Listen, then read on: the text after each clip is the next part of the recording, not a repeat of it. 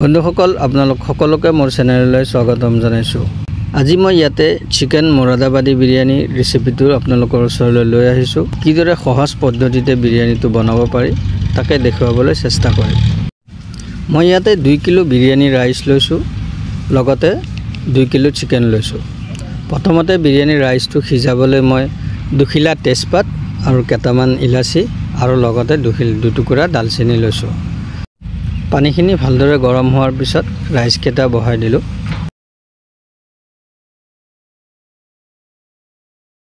এতিয়া ৰাইচটো হয় মানে আমি চিকেনখিনি মেৰিনেট কৰি থওঁ। চিকেন মেৰিনেটৰ বাবে মই ইয়াত লৈছো গৰম মছলা 1 পেকেট,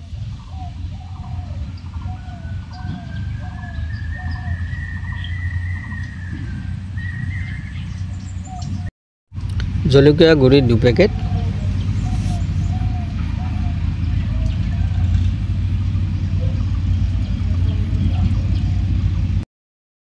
এইটো হল বিৰিয়ানী এসেন্স বুলি কোৱা হয়।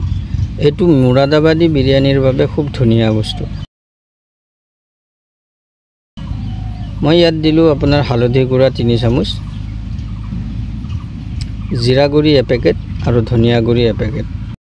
মই ইয়াত নিমখটো কমাই দিছো, 1 চামুচ দিলো কাৰণ মোৰ ৰাইচটো বইল দিওতেও মই তাত নিমখ দিয়া হৈছিল। এইটো বিৰিয়ানী মছলা আৰু ইয়াত মিঠাতেল অকমান দিলো, তেতিয়া গোন্ধটো খুব ধুনীয়া আহিব বিৰিয়ানীটো। আৰু এই বিৰিয়ানীটো কমপ্লিট মিঠাতেলেৰে বনাম।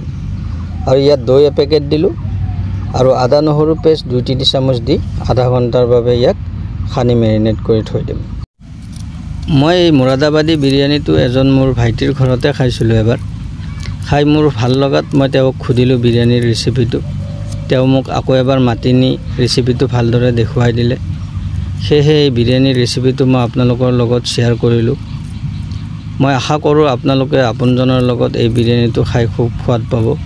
লগতে তেওঁলোকৰ লগতো এই বিৰিয়ানীৰ ৰেচিপিটো শ্বেয়াৰ কৰিব, তেওঁলোকেও কাৰোবাক খুৱাব পাৰিব। বিৰিয়ানীটো যথেষ্ট সোৱাদ লাগে আৰু নেমুখিনি এই কাৰণে দিয়া হয় চিকেনটো তেতিয়া আপোনাৰ সিজি ভাঙি নাযায়। সেইকাৰণে আপোনালোকেও পাৰিলে অকমান নেমুৰ ৰস খানি দিব।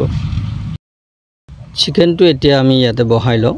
চিকেনৰ বাবে মই ইয়াতো মিঠাতেলে লৈছো, সেই মিঠাতেলেৰে চিকেনটো ভাজিম। চিকেনটো যেহেতু মেৰিনেট কৰোতে মই সকলোবোৰ মছলা দি লৈছিলো। এতিয়া ইয়াতে মই 3টা ডাঙৰ সাইজৰ পিয়াজ কাটি লৈছো।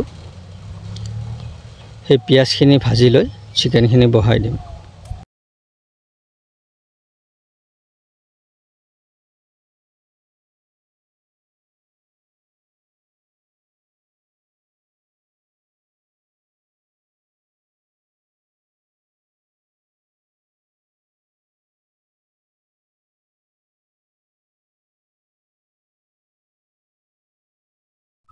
এই পিয়াজখিনি ভালদৰে ভাজিম যেতিয়ালৈকে ই ব্ৰাউন হৈ নাযায়। ভালদৰে ভজাৰ পিছত ইয়াতে চিকেনখিনি দি ভালদৰে ভাজি লম আৰু ভাজি লৈ ভালদৰে সিজিবলৈ অকমান দেৰি ঢাকনিখন মাৰি ইয়াক থৈ দিম।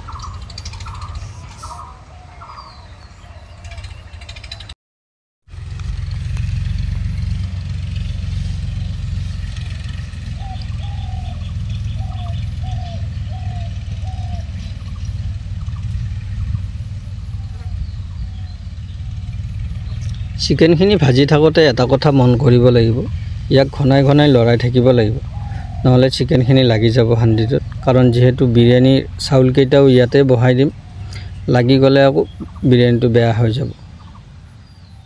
এই বিৰিয়ানীটো বনাওতে আমি বেৰিষ্টাৰ বোলা পিয়াজ যিটো ভাজি লয় মানুহে, সেইটো ব্যৱহাৰ কৰা নাই কাৰণ আমি ইয়াতে পিয়াজ অকমান বেছিকে দিছো, সেইকাৰণে আমি সেইটো নিদিলো। আপোনালোকে পাৰিলে সেইখিনি দি ল'ব লাগে। ৰাইচটো এতিয়া আমাৰ সিজি গৈছে, সেইকাৰণে আমি ৰাইচটো ভালদৰে সেকি লওঁ এজাগাত। তাৰপিছত যেতিয়া ৰাইচটো ঠাণ্ডা হৈ যাব তেতিয়া আমি এই চিকেনত এড কৰি দিম। মই ইমান সহজকৈ যে বিৰিয়ানী বনাব পাৰি মই তেখেতৰ তাত প্ৰথমবাৰ দেখিলো। নহলে আমি আগে পিছে যেতিয়া বিৰিয়ানী বনাও তেতিয়া আমি চিকেনটো সাইড কৰি লওঁ, এবাৰ ৰাইচ দিওঁ, এবাৰ চিকেন দিওঁ। তেখেতে এনেকুৱা ধৰণৰ কোনো কাম কৰা নাছিল। তেখেতে চিকেনটো হৈছে তাৰে ওপৰত ৰাইচ কেটা দিছে, অকমান বিৰিয়ানী মছলা ওপৰত দিছে, দি পুদিনা পাত অকমান দিছে। ঘৰতে যি মছলা আছিল সেইখিনি দিয়ে চিকেনটো মেৰিনেট কৰিলে। চাই ভাল লাগিল, সেইকাৰণে আপোনালোকৰ লগত এই বিৰিয়ানীৰ ৰেচিপিটো মই শ্বেয়াৰ কৰিলো। আৰু খায়ো খুব সোৱাদ লাগিল।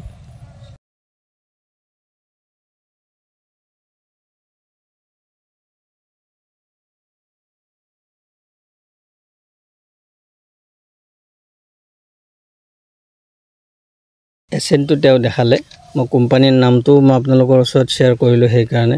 ইয়াৰ গোন্ধটো খুব ধুনীয়া আৰু তেওঁ বিৰিয়ানী বনোৱাৰ সময়ত এইদৰে আটা অকণমান মাৰি তেওঁ ঢাকনিখনত চিল কৰি লৈছিলে যাতে ইয়াৰ ভাপটো বাহিৰত নাযায় আৰু বহুত কম সময়ত বিৰিয়ানীটো বনাই দিছিলে। ইয়াত জুইৰ আঙঠা কাটে এইকাৰণে দিয়া হয় যাতে ওপৰৰ বিৰিয়ানীৰ ৰাইচটো অকণমান যদি কেঁচাও আছিলে ই কেঁচা নাথাকে আৰু ভালদৰে দম হৈ যায়। ইয়াত কোনো ধৰণৰ কালাৰ ইউজ কৰা নাই, চিকেনত যিটো ৰং হালধিৰ ৰং সেইটো ৰঙেই আছে আৰু বিৰিয়ানীৰ গোন্ধটো কোনো একদম কাঢ়া গোন্ধ নাই। কিছুমান বিৰিয়ানী খালে আমুৱাই যায়, সেনেকুৱা ধৰণৰো নহয়। খাই বহুতেই সোৱাদ লাগিছে বিৰিয়ানীটো। আশা কৰোঁ আপোনালোকে এই ভিডিঅ'টো চাই খুব ভাল পাব, আনৰ লগত শ্বেয়াৰ কৰিবলৈ নাপাহৰিব। আন এটা ভিডিঅ'ত লগ পাম বুলি আশা কৰি আজিলৈ ইমানতে সমাপ্ত কৰিলোঁ। ধন্যবাদ।